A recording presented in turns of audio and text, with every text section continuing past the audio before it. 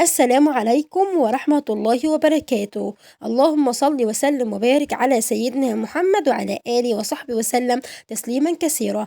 قبل أي شيء اشترك في القناة وحط لايك علشان يوصلكم كل جديد بإذن الله. معانا بدروم للبيع مساحة 205 متر، 205 متر زائد 10 متر مناور، 10 متر مناور. المناور دي يا جماعة ممكن طبعا تستخدموها، لأن البدروم في الدور الأرضي، وكمان البدروم ليه باب خاص بيه. كمان يا جماعة البدروم جواه عداد كهرباء وعداد مية ومتمحر وطبعا الأرضية مصبوبة.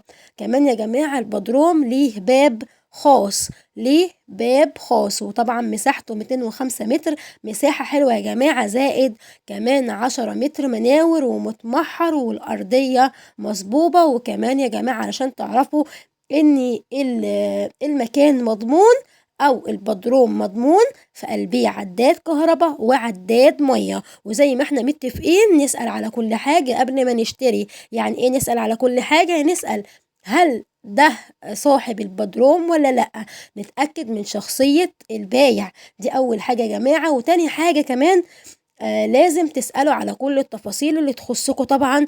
وطبعا المحامي هو اللي هيوجهكم لبعض التفاصيل الخاصة بأي عقار تشتروه. طبعا يا جماعة بما ان ده بدروم وطبعا موجود في مدينة العبور، هتسألوا طبعا في الحي اللي خاص بالمنطقة اللي هي بمدينة العبور، أو طبعا العنوان يا جماعة موجود الحي الأول مدينة العبور خلف السنترال مباشرة، خلف السنترال مباشرة. طبعا يا جماعة البدروم رقم اللي موجود داخل الفيديو ده رقم صاحب البدروم نفسه، يعني يا جماعة مش سمسار، ده رقم صاحب البدروم. كمان يا جماعة مساحة البدروم 205 متر زائد 10 متر مناور، في قلبيه عداد كهرباء وعداد مية متمحر، معمول طبعا الأرضية بتاعته مظبوبة.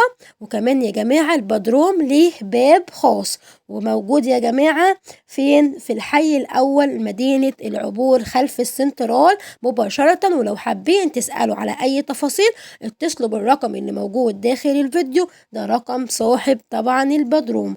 كمان يا جماعة البدروم مش إيجار، البدروم تمليك. كمان يا جماعة البدروم سعره 330 ألف جنيه، معروض للبيع 330 ألف جنيه تمليك يا جماعة، ما هواش إيجار، لا ده تمليك. اسألوا على كل التفاصيل طبعا اللي تخصكم، رقم التليفون موجود داخل الفيديو.